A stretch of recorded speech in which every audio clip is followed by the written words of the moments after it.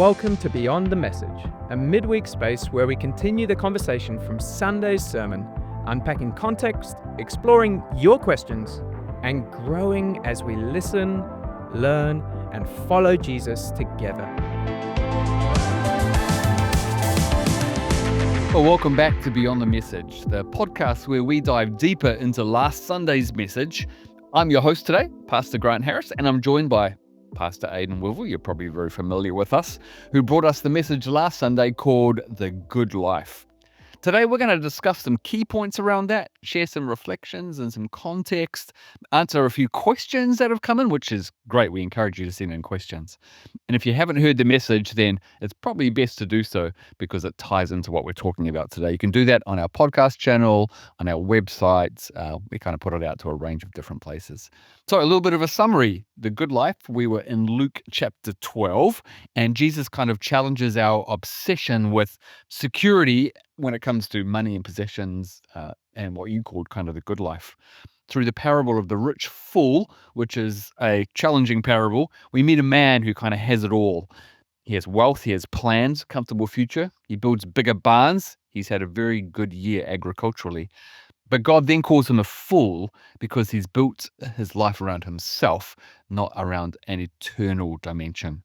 So it's kind of a sharp warning for us, this passage. We can easily drift into the same kind of traps as where you were trying to leading us into, living for more, trusting possessions, maybe chasing comfort. But the message is that Jesus offers a better way, and Luke challenges that. Because in the end, the good life isn't about building barns. It's about living for God, living in his plans, and living with kind of eternity. I guess that's like a very quick summary of a longer message that you had. Aidan, one of the things that you said that was really challenging and gives us an insight into your heart is that last week you were preparing this message and you were a bit sick in the start of the week, and you ended up spending some time down at Takapuna Beach, getting some vitamins into you through the sun, I guess. Yeah. Just kind of a little bit stuck in where you were heading with this message. And I think part of the message of these podcasts is hearing a little bit of a preacher's heart in your preparation. So in that space, how do you process things when you get stuck where you're like, these passages of scripture is often the case for those of us who preach. It's like, this is so challenging. Where am I going with this? And how's it going to land for the people that we get to speak to? Yeah. Tell us about that sort of period of that week that you had. Yeah, it was challenging for a range of reasons. And like we talked about a while ago, I first read this passage a month or so ago, just starting to get familiar with the passage and thinking where I might speak from particularly. And originally I was actually going to do a very different type of message around fear of God and not fearing man. I had a title for it and everything. I was going to call it The Right Kind of Fear and think about what fear was. And then obviously as we got closer to the time and the situation that we were in as a church, having as we talked about the tragic death of Sarah Clark, one of our staff members, actually Rob, another community member, passed away, and I just felt like that wasn't the right message to be giving in that context. So there was like major stuff going on as a church. And then for me as well, like physically I was sick. Monday, Tuesday was when I had to do the bulk of the writing, and I was like pretty sick, like hadn't really eaten any food. Had very bad sleep, so I and no coffee as well because I was sick. So, and that made me feel more sick. So, I was at a low in terms of energy and creativity. I was just saying to Grant before, actually, I wrote a lot of the message by recording into my phone what I wanted to say as a dictation because I just didn't have the energy to sit at the laptop and like write. But I was like, I can talk about this, and then somehow made something of those notes and. So there was a crazy process to putting it together. It wasn't my usual process for reasons that were like just personal sickness and then tragedy in the life of the church. And you're always thinking about how do we wrestle with this passage in light of the circumstances that we are in, whether it's big picture as a world or in our local community. So by the time I got to Takapuna Beach, we're lucky to have a camper van that we kind of rent out. It's that I talked about side hustles. That's kind of one of ours that I give credit to Keely for as a the entrepreneurial type, but it wasn't rented, so I kinda had the camper van because we need to get some work done on it, and on the way home from church, I just stopped at Takapuna Beach and said, "Okay, I'm gonna do a bit of riding in the van." Mm, So that's why I was there, and I was thinking about this phrase, being rich towards God. mm, That was how Jesus summarized the teaching, and I was kinda like, "What does that mean? mm, Rich toward God?" It sounds beautiful, but also could be vague. I'm like, "How do I land this and think about that phrase?" And that's kind of was the wrestle, and as I spoke about, I felt like that orientation towards God. Yeah. As I was at the beach, I was looking at the water, all the benches are pointed towards the mm. water, everyone's kinda gravitated towards that, and I felt like with our riches, whether that's material wealth or time or giftings, how are we orientating them towards God? Mm. So, that's a little bit of the Yeah, background of yeah. the multifaceted preparation and kind of starting to write one sermon and then changing it to something else. Yeah. It's all part of the fun and the challenge and sickness and, It's uh something we often talk about, being sort of a generation apart, I guess. And for me, in my preparation, you've often asked me, how do you prepare? And I'm like, changes over time, but you can be in the most random place and God can speak to you about kind of what's coming up. And you're like, oh, yeah, that's what it is. And I've kind of changed. I think a lot, I read a lot, and, I don't write until almost the 11th hour these days. And so, yeah, things can just speak in and the world changes. And, always thinking about this kind of the preacher's dilemma, I call it. Mm, It's you don't just sit down and kind of work on it. You're always thinking about it for a long time. So yeah. Takapuna Beach can be a really great spot for that. Camper van. We're blessed where we live for sure. Yeah. So, Aidan, jumping into the message that you preached around, it was a challenging parable. It's often about stewardship, but that being rich towards God. Jesus' wisdom in that and how that works out for us. A couple of questions came in, which is great, and that's really the purpose of this, is to sort of say, well, what extra do we add into it that maybe you didn't hear Mm. on Sunday? And so I read one of the questions that someone wrote. They said, I feel there is some tension between the message, life is short, don't be greedy, enjoy what you have, rest, give to the poor, etc., which are all good things, versus this, which is, and their interpretation, with what God blesses you with, don't sit idly by, do something with it to grow it. I guess it's kind of that long-term stewardship as opposed to kind of the short term, hey, don't worry about stuff, which was kind of the next little passage Mm. in Luke as well. How does that kind of tension between, I guess, the short term and the longer term, how do you wrestle with that?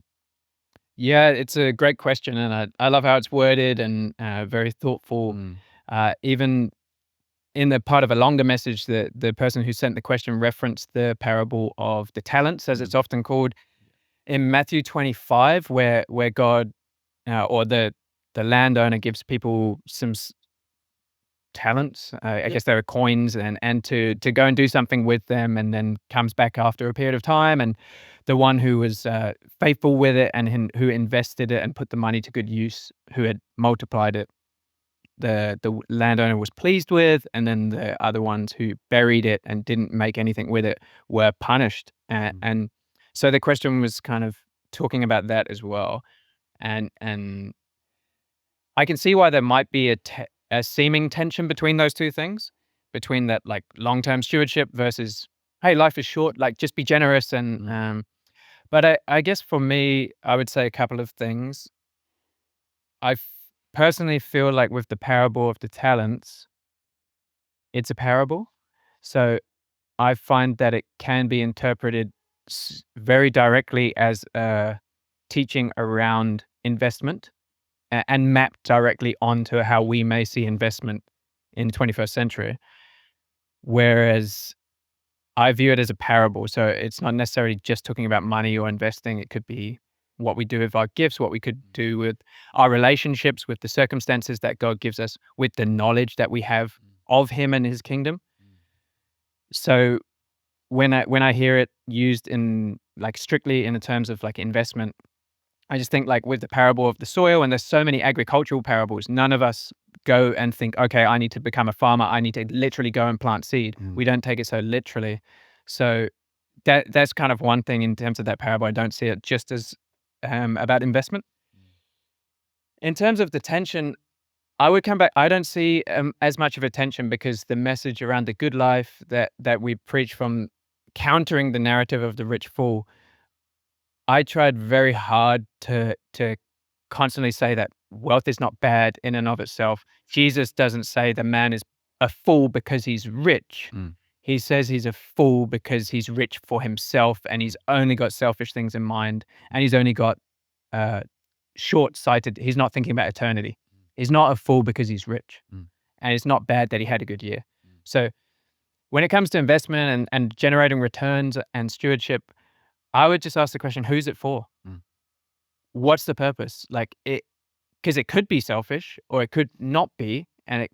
So I think we got to ask that hard question, which is always going to be a wrestle for us, and is for me. I want to see returns. I want things that, like a house price, to go up, and you got to think, okay, why is that? And is that so I can achieve this certain lifestyle? And how much of it is selfishly motivated and how much of it is kingdom motivated. But I don't see a problem with in fact, the Bible is very clear that we should steward things well. We should, not just in the parable of the talents, but in other scriptures as Mm. well. So Yeah, I think you hit the nail on the head when you were talking about motivation behind that, because you made a point of saying as part of the message, I mean, reading the scripture, the rich fool talked about, I have decided this, I have decided to do that. And that sense of saying, well, what would what would God have me do with that? And Mm. I think that always sort of points back to a personal relationship that we have with God. I mean, I think right through scripture, I agree entirely, wealth is not bad in itself, but it's there for a purpose. And so what would God have me do with whatever level of wealth that we have? And what would his plan be for that for me? So I think the point that you aptly made in the message was it was an internal decision that he hadn't consulted with God about. Mm. So God, what is the motivation of my heart, and what would you have me do with it? Which I think is a question that we don't ask very much of God, and we often pat ourselves on the back sometimes when we are successful in the eyes of the world, not really saying, well, who has given us the ability to be successful, and what are we to do with that as well? Yeah, So yeah. it jumps into some really big discussions around money and around possessions, and I've had a long time to think about those things. Yes, so over the course of my life as well. Glad to be having this conversation with you, Grant, because I know this is a subject that you had Yeah. thought long and hard about. Yes, totally, and still think long and hard about. Yes. So yeah. One thing that I did want to say is there's a book by Dallas Willard called The Spirit of the Disciplines. And that was a book I read because I was interested in spiritual disciplines and I heard a lot about Dallas Willard. What I was shocked by, there's a chapter at the end called Is Poverty Spiritual? And it was kind of all around this idea of like money, stewardship. And one thing Dallas Willard did was he separated 3 elements with money. He separated the possession of money from the use of money, and then from the love of money. So having money, he said, it's neutral. How you use money is then another thing. And then also what Jesus really commands is the love of money and the worship of money. And he kind of separated it out into those things. So yeah, what we have is one thing. What we do with what we have is another. And then even if we don't have lots of money or we don't have necessarily, we can love them, we can covet them, we can. So it's as you've often taught, it's the attitude of our hearts. Yeah, and I think for a lot of people, and I'll put a bit of an ad out here in some ways, when you travel a little bit, when you go on exposure trips, as a team has just been to the Philippines, as we take teams to India, or I guess more challenged nations, that helps build your worldview as well. And you ask some big questions about, I guess, wealth. And, the Philippines trips through child sponsorship, you can see that a little bit makes a huge difference in those environments. And so again, it just builds your perspective, and you come back to the scriptures. That wealth in itself is not a bad thing, but what are we doing with it is the challenge. So yeah, there's a lot to be said. I like that Dallas Willard book too, which kind of feeds into another question that somebody brought to us. They wrote this, and they said, in those tiny moments where we see the world enticing us in whatever sense, which can be in many different ways, what are some practical steps we can fall back on to help us focus on God? Writer goes on to say, I assume we start the day with prayer. We seal ourselves each day against the influence of the world. But do you have any wisdom for those precise moments when we realize we are being lured into the wrong direction? I think we can get into good mental spiritual habits for those times. If we can, we stand a greater chance of victory in God. So I guess they're asking, what are those little things that we might, those practices perhaps that we might have when we feel ourselves kind of being lured into, directions or thoughts that might not necessarily be God honoring? What would you say to that person? Again, a great question, and this is part of the fun of the conversation is having well thought out, like people who have engaged with the sermon and thought about it from their perspective. Uh, I I think, I relate to this because in the sermon I talked about looking for a house and then driving and seeing for sale signs. Like I see them everywhere now. I'm like, man, there's so many houses for sale. Mm, Oh, what about living there? What about living there? And that would be an example for me of where I can feel the world pulling me towards material comfort and my security being in mm, those kind of things. So I thought about what would be a good instant kind of put the thought to death or take it captive to Christ when I noticed that pull. And I thought about, Psalm 23, the Lord is my shepherd. I lack nothing. mm, As a kind of truth coach too, mm, I noticed that thing. I'm imagining my life in this house. I'm imagining that if I could get it might not be a house, might be a car or, clothing or I wish I could go and afford that restaurant and just like mm. it could be anything. But imagine just coaching yourself over time. The Lord is my shepherd. That's right. I have all I need or I lack nothing. Mm, Something like that I think could be a great, you know, mm, immediate kind of counter thought. mm, Similar to we do with other temptations where we say, you might notice something, you might have a scripture verse that you come back to ground yourself and remind yourself of the truth. I think that could be a great one here. mm, The other suggestion I have relates to Jesus' teaching about look at the birds and look at the lilies of the field, and I think just being in nature could be that reminder because Jesus teaches like that for a reason, and it's like maybe go out and I love birds. In my T-shirt today actually has a bird on for those mm. watching online, but I think like go and look at nature, or maybe it's the beach, or see the things that are natural, not man-made, and that exist by God provision and His ongoing sustenance of creation, Mhm. and let that remind you that like we are not what we have, and life does not consist of the abundance of possessions. Yeah, I like all of those things. I really like the scripture kind of thing. If people have listened to me for long enough, and I've been around long enough that you probably heard me repeat many things. But for me, the passage in Philippians about contentment has been such a key part of my journey to always remember that. Literally talking to someone yesterday about the difference between happiness and contentment, when happiness is determined by external things or things generally, and contentment has nothing to do with things. Contentment has got to do with our understanding of who God is in the midst of having plenty or having nothing, as Paul kind of describes in that Yeah. passage. And for me, that scripture has been the one that's always kind of grounded me when I find myself being a little bit lured off this week to look at an electric vehicle rather than my diesel vehicle because of what it costs, and I can't afford to buy a new vehicle. But I'm kind of like, you're easily lured off. I mean, and you look at my online habits this week. I'm looking at BYD Yeah. or electric vehicles. So it's easy for us to kind of be distracted. But I'm like, okay, I'm content. Well, I'm not always content, but that's been my kind of spiritual journey. Mm. What would you say, Aidan, to I guess young people on this early stages of a discipleship journey, perhaps? You're young, but you're not completely young. That's the one way to put it. Yeah, that's right. And you're wrestling with this as life kind of develops, Yeah. and we heard that for you selling your first home. Many of us have been through that process as well. What would you say to young people around developing habits, or I guess a greater understanding of, I guess, financial stewardship or what God thinks about money? What about young people in this who are lured into this world that we live in that is based around what the world classes as success? What sort of habits would you say to a young person around this? Mm. I think you mentioned one great thing that young people could do is an exposure trip to open up their eyes to global perspective on wealth and poverty. Mm, Another thing that I talk to young people about is just be generous now. Like, yeah. don't. try to do I'll build my nest egg, and then, when I'm financially secure, and I have the lifestyle of my parents, then I'll be able to be generous. And hey, look at all these like rich older people in church, they're not giving. Well, you don't know that, and you don't know their journey, but like as a young person, you can be generous with what you have Mm. now, even if that's, feels very small. It's building a habit of generosity, if that's sponsoring a child, with a group of people, because you can't afford to do it on your own.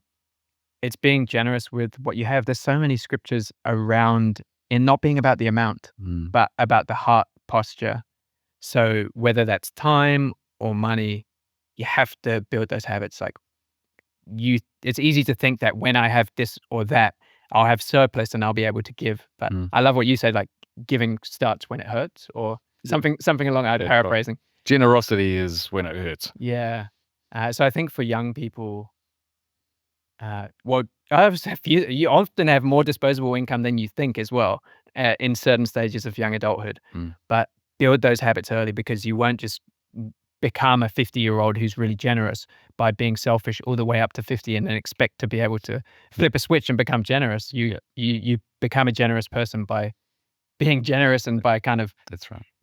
living out the things that Jesus calls us to do, and your convictions. And Mm.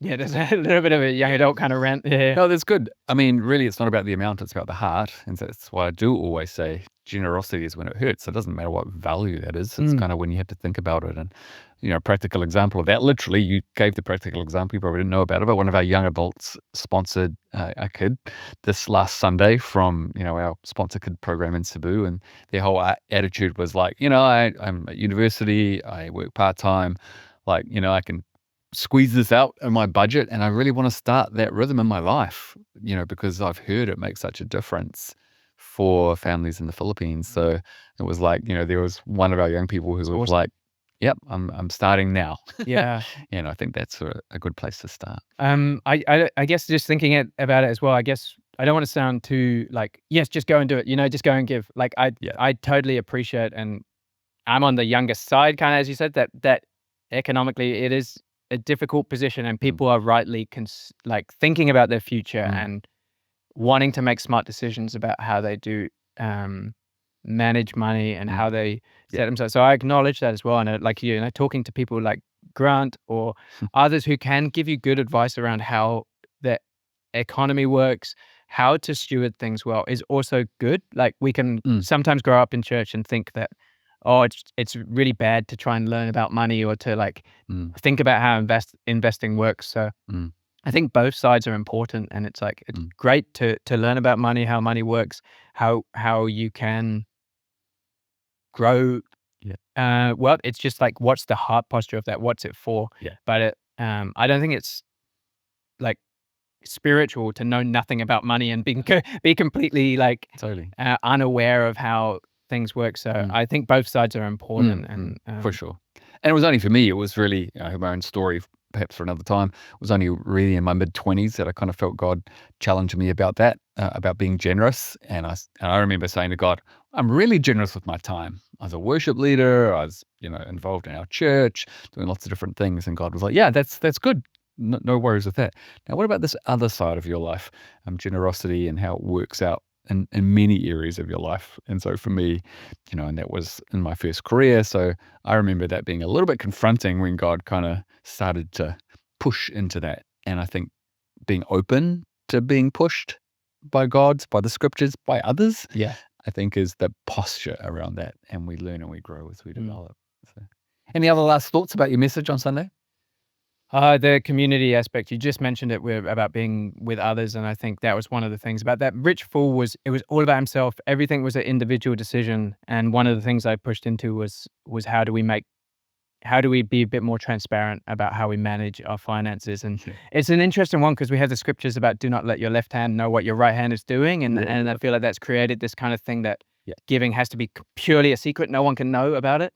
But I wonder if we need to think a little bit more communally about these kind of things, or have some kind of accountability and support around managing finances. Yeah, I really love the example you gave when you were talking about sitting around with your pastors, talking about, I guess, the challenge of pastoring and all those sorts of things. Yeah, and I've often confronted groups when I've talked about this. Get out your wallets. Let's share with the person what you get paid. Nobody wants to do it, right? Everyone cringes. We aren't going to do that. Yeah. But I really do encourage people to find people that we do trust and love and care for us and others, that we can kind of talk about, what is your objective when it comes to wealth? It's probably the most personal part of our lives that we don't like to share about. But it is interesting talking. So what's your view about what God is saying in that part of your life, and how are you managing that? And I think that's what I say. I have my own story around that. I can sort of articulate over the last 30 years where God has kind of led Joe and I, and the way in which we try to live today, still working it out. We will always be working it out. But, that view of asking people, community wisdom, maybe a short-term life group, we're just going to talk about issues of stewardship or financial management or whatever it might be, and what God says about that. I think that's an area that we could tap into that we are certainly not great at tapping into. So, Aidan, thanks for raising what has been, a challenging message. It's all part of this journey that Jesus is going through, challenging people. He's walking on this journey towards Jerusalem, and he's challenging them about all kinds of different things. And I continue that this Sunday, looking at the next little section in the Gospel of Luke, where Jesus is telling people to be ready. And there's a twist in that, which is consistent with Luke's kind of journey, turning things all upside down. So again, it's provocative, it's challenging to us, and it kind of ends in a question around what are we doing with our understanding of God and the way that we live. So we continue that journey of challenges. We continue to explore through the Gospel of Luke. So we welcome your questions. That's what the purpose of this podcast is about. If you have questions or things you'd like us to talk about, we love getting them. So keep feeding into that.